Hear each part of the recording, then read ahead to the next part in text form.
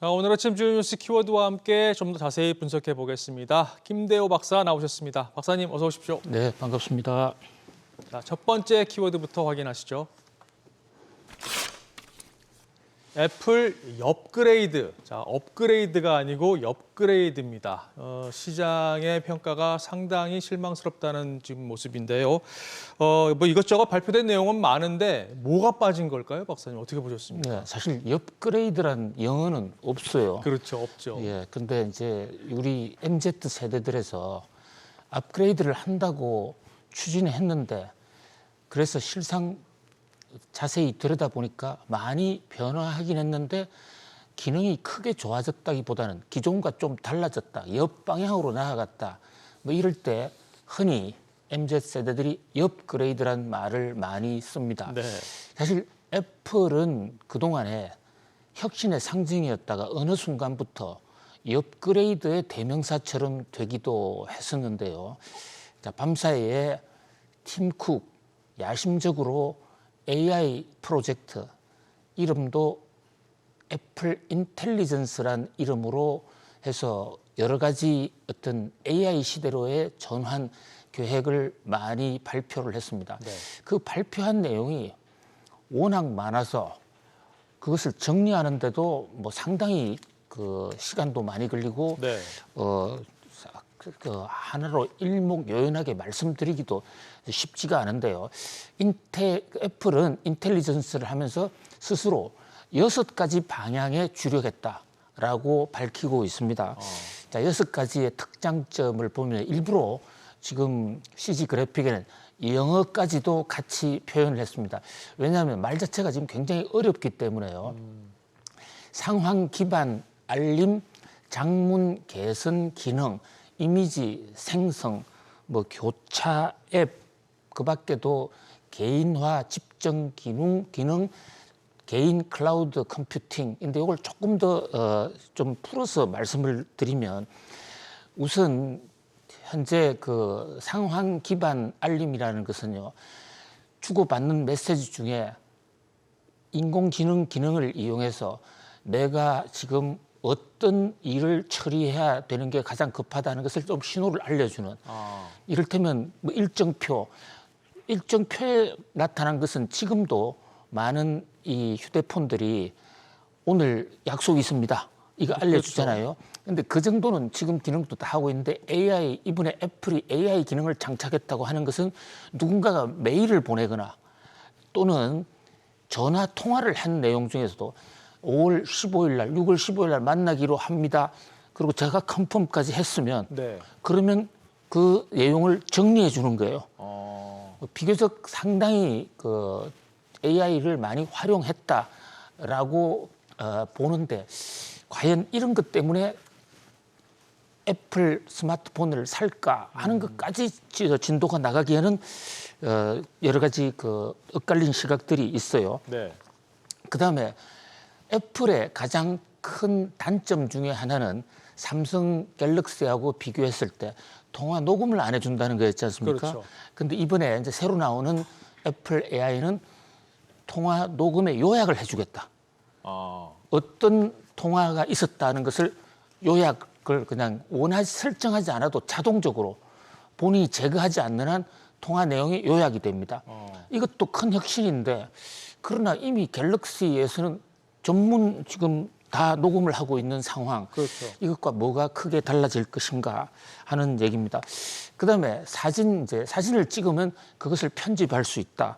그리고 동영상도 만들 수 있다. 그래서 본인이 원한다면 애플 스마트폰 상에서 바로 유튜브를 만들어서 쏠 수도 있는데 그게 작동 방법이 그렇게 간단치가 않을 것 같아요. 네. 그런 면에서 활용성, 유용성이 얼마나 있느냐, 이론적으로는 가능한데, 자, 그다음에 이제 이 시리의 기능을 굉장히 강화시켜서 시리가 그동안에 또 나와 있었지만은 똑똑하지가 않았는데 이것을 챗 GPT하고 연결한다.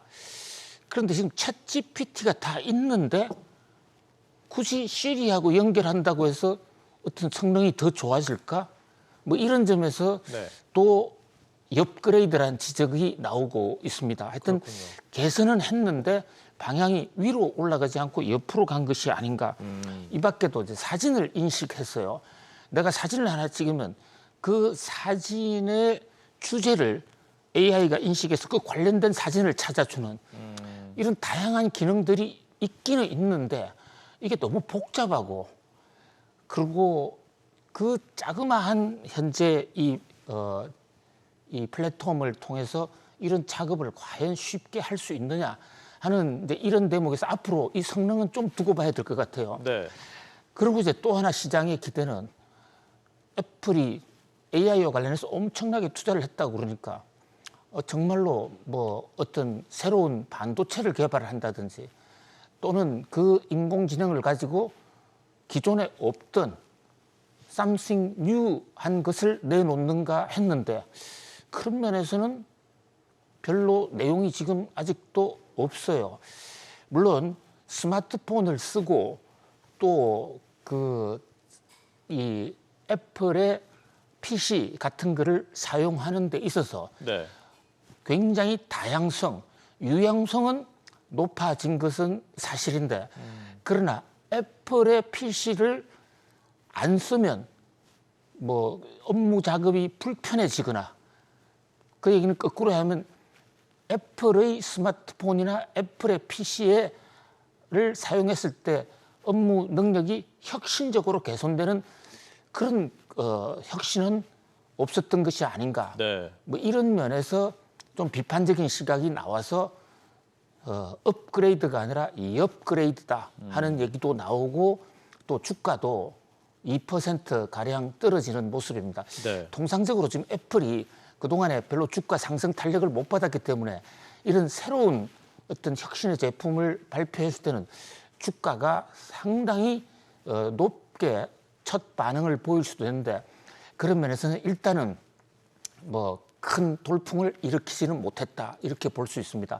그러나 애플의 WWDC가 끝난 것은 아니에요. 네. 그러니까 지금 여러 가지 복잡한 사항들을 얘기했는데 시장의 우리는 이것이 과연 유용성이 있을까, 활용에 적합성이 있을까 이런 걱정인데 지금부터 이제 시작되는 오늘 밤부터 다시 시작됩니다. 그 수백 개의 섹션 회의가 시작되고 또 질의응답도 되고 이러는데 그런 과정을 통해서 애플의 기술이 말한 것보다도 더 좋다 했을 때는 뭐 후폭풍은 그러니까 뒤늦게라도 주가에 반영될 수는 있을 것으로 보입니다. 그런 면에서 WWDC에 앞으로 나흘 더 이어지거든요. 네. 함께 지켜볼 필요가 있겠습니다. 그렇군요. 일단 첫날은 지금 박사님 말씀하신 대로 뭐 패러다임을 바꿀 만한 그런 기술 혁신은 없었던 것 같습니다. 그래도 계속 지켜봐야 되겠군요. 자, 다음 뉴스 키워드 보시죠. 엔비디아 보이콧. 자, 애플은 실망감을 줬지만 엔비디아는 주식 분할 뒤 첫 거래에서 상당히 주목을 받았습니다. 상승세로 마감을 했는데요. 그런데 이 와중에 지금 중국에서 엔비디아를 보이콧해야 된다 이런 목소리가 지금 커지고 있습니다. 이게 젠슨 황 CEO의 대만 방문하고도 관련이 있는 내용이죠, 박사님? 그렇습니다. 예. 지금 일단 뉴욕 증시에서는 엔비디아는 오르고 애플은 떨어졌습니다. 네. 그러니까 젠슨 황의 액면 분할 첫날 시장은 이것을 호재로 받아들였다 이렇게 볼 수가 있습니다. 그러다 보니까 엔비디아 주가가 애플을 앞지르고 역전을 해서 다시 시가총액 2위로 올라갔거든요. 네. 자, 이 와중에 중국에서 엔비디아의 젠슨 황 발언. 자, 젠슨 황이 대만을 칸츄리로 표현했어요. 이것은 이제 우리말로 번역하면 국가가 되는데 네. 대만이 반도체 중심 국가로서 우뚝 설 것이다라는 등의 표현을 했는데 이 대목에서 지금 중국 언론들이 굉장히 심기가 아주 불편합니다. 네. 중국은 기본적으로 대만은 국가가 아니고 대만의 한 부분일 뿐이다라고 주장을 하고 있고 그것이 지금 시진핑의 중국 통일 구상하고도 연결이 되어 있는데 전 세계의 주목을 받은 젠슨 황이 대만에 가서 아주 보란 듯이 대만은 인공지능의 중심 국가다 이렇게 얘기했단 말이죠. 우리가 그동안에 그 걸그룹이라든지 대만 출신 걸그룹 대만 국기 드는 모습만 보고도 중국에서 그렇죠. 퇴출시키고 네. 엄청나게 또 비판적인 압력을 가하지 않았습니까? 지금 실제로 중국을 향해서 국한출이라는 비슷한 발음만 하더라도 중국의 수출이 안 되는 지금 그런 상황입니다. 그래서 중국에서는 엔비디아도 보이콧하자 이런데 이제 중국 내에서 또 일각에서는 엔비디아를 보이콧하면 누가 손해인가? 지금 엔비디아가 전 세계 독점적인 GPU를 만들고 있는데 보이콧해서 중국이 안 쓰면 중국만 AI가 뒤떨어질 수가 있지 않습니까? 그렇죠. 자충수다 이런 반성론도 있어요. 자, 그런 얘기도 뉴욕 증시에서는 오히려 호재로 받아들여져서 중국이 비장의 카드로 생각하는 그 유명한 보이콧, 사드 보복이라든지 이런 것도 통하지 않는 엔비디아는 역시 기술로 중국 만리장성의 그 횡포도 넘어서고 있다. 뭐 그런 면에서 그야말로 젠슨 황과 엔비디아말로 대만을 중국의 압제로부터 국가로 살리려는데 큰 기여를 하고 있다. 뭐 이런 지금 그 중국의 보이콧을 오히려 우습게 보는 그런 어떤 움직임도 있거든요. 네. 자, 이런 거를 놓고 볼 때 기술의 힘, 독점적 기술의 힘이 얼마나 위대한가 다시 한번 생각을 해보고요. 우리도 이런 독점적 기술 좀 많이 가졌으면 좋겠다 하는 그런 바람도 한번 가져봅니다. 맞습니다. 자, 다음 뉴스 키워드로 넘어가시죠. 교황 G7. 프란치스코 교황이 이탈리아에서 열리는 G7 정상회의에 처음으로 참석을 합니다. 교황 참석 참 의미 있는 이벤트가 될 것으로 보이는데요. 여기서 교황이 할 수 있는 역할은 뭘까요? 13일부터 이탈리아에서 G7 정상회담이 열립니다. 네. 잘 아시는 대로 G7이라는 것은 세계에서 경제적으로 가장 잘 나가는 경제력이 큰 7개, 똘똘한 7개 선진 국가들의 모임입니다. 네. 이 7개 국가들의 모임에 프란치스코 교황이 다가간다. 이것은 뭐 굉장히 중요한 그런 어떤 움직임으로 보여집니다. 잘 사는 나라 모임에 왜 교황이 나타나느냐?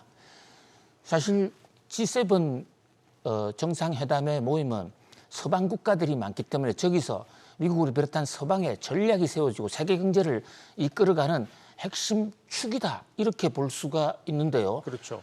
느닷없이 교황이 참석한다는 얘기입니다. 주제는 인공지능 관련 분야입니다. 이탈리아 주최하는 이탈리아 측에서 교황을 초청했는데 교황이 아주 쾌히 내가 나가서 얘기하겠다. 근데 지금 인공지능이 빠른 속도로 발전이 되고 있는데 그게 자칫 잘못하면 교황 입장에서 볼 때는 하느님의 뜻을 반할 수도 있는 이런 어떤 인공지능의 횡포가 있을 수도 있다. 그 대목에 대해서 사전 규제를 하자라는 그런 교황의 간곡한 호소와 어떤 이 충고가 담겨 있을 것으로 보이거든요. 네. 자, 인공지능의 두 얼굴입니다. 한쪽으로서 인간 생활을 굉장히 편리하게 해줄 것으로도 보이지만 또 한편으로서는 지금 교황의 걱정대로 신의 뜻을 어긋나는 인간 파멸로 갈 수도 있는 아주 핵폭탄과 같은 위험도 동시에 안고 있다. 네. 이 대목도 우리 함께 지켜볼 필요가 있겠습니다.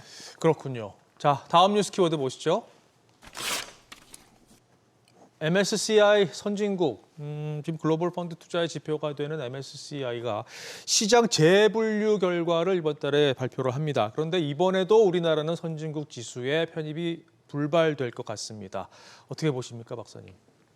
예, MSCI가 선진국이냐, 중진국이냐, 뭐 중진국이 아니라 보다 구체적으로는 개도국이냐 이렇게 국가를 분류합니다. 네. 이 국가를 분류하는 이유는 전 세계 펀드 자금 중에 어떤 분류만 보고 따라오는 패시브 자금들, 이 규모가 엄청나게 큽니다. 그렇죠. 그 자금들이 선진국을 원하는 자금도 있고 개도국을 원하는 자금도 있는데 그 기준을 MSCI, 모간 스탠리가 만들어주는 것이죠. 네.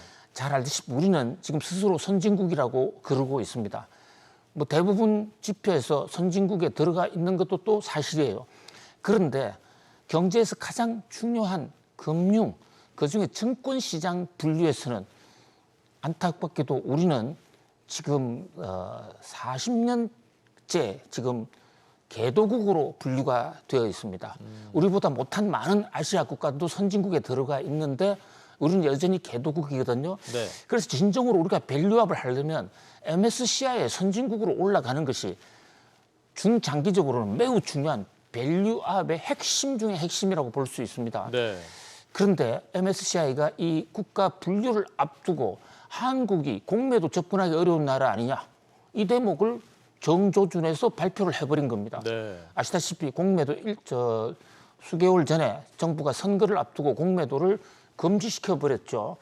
그리고 선거 끝나면 한다 그랬는데 아직도 안 하고 있습니다. 자, 이 거꾸로 생각해 보면 MSCI 시각에 볼 때 공매도를 하는 미국 같은 나라는 굉장히 주가가 올랐는데 공매도를 하지 않는 한국은 주가 별로 오르지도 않았어요. 네. 뭐 이런 면에서 공매도는 주가 오르고 내리는 게 관계가 없이 오히려 시장을 더 튼튼하게 한다, 밸류업의 핵심이다라고 MSCI는 판단하고 있는 듯합니다. 네. 자, 이 대목 결국은 밸류업을 한다고 한 정부가 공매도를 특별 아주 전 세계가 납득할 만한 이유도 없이 그냥 연기해버렸고 또 언제 할지도 모르는 그런 오리무중 상황으로 만든 거, 이것은 스스로 우리나라의 선진국 지수 편입을 정부가 막았다, 자충수를 뒀다라는 그런 네. 지적까지 나오고 있는 이유이기도 합니다. 그렇군요. 자, 오늘 마지막 뉴스 키워드 보시겠습니다. 우리은행 횡령, 국내 이슈 좀 짚어볼까요? 우리은행에서 또 횡령 사고가 발생했는데 여기 횡령 규모가 100억 원대입니다. 지방지점 직원이 대출금에 좀 손을 댔다는 것 같은데 내부 통제 시스템을 강화한다고 했는데 이거 소용이 없는 것 같습니다, 박사님. 예, 뭐 누구나 실수는 할 수도 있고 사고는 생길 수도 있습니다. 그런데 이게 두 번, 세 번 계속 이어진다고 그러면 이것은 의도적이거나 아니면 고질병이다, 이렇게 볼 수가 있는데 네. 우리은행이 어떤 은행입니까? 왜 이름을 우리은행으로 지었을까요? 저게 원래 상업은행, 한일은행 그랬는데 잘못 대출을 해서 파산했습니다. 그래서 국민 세금으로 간신히 지금 살려놨습니다. 네. 그래서 우리 국민의 은행이다 해서 우리은행인데 이 은행에서 뭐 불과 얼마 되지 않았죠. 700억이라는 그에게 횡령 사건이 생겨서 그래서 금융위원장 출신, 재무부와 금융위원장 출신 임종용 회장을 모시고 와서 이제는 전문가가 왔으니까 다시는 이런 일이 없겠다 했습니다. 그런데 네. 또 100억대의 횡령이 생겼습니다. 그러니까 결국은 관치금융하기 위한 명분이 였고 임종용 회장이 와도 사건은 막아지지 않았다. 그런 면에서 문제가 좀 심각한 것이죠. 그래서 대한민국의 상징은 우리은행인데 우리은행의 상징은 횡령이다. 이꼬로 대한민국은 횡령공화국이냐, 이런 얘기까지도 받을 수 있는 아주 중대한 범죄라고 볼 수 있습니다. 네.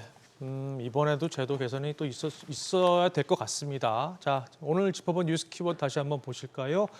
애플 업그레이드, 엔비디아 보이콧, 교황 G7, MSCI 선진국, 그리고 우리은행 횡령까지 짚어봤습니다. 박사님 오늘도 말씀 고맙습니다. 잘 들었습니다. 감사합니다.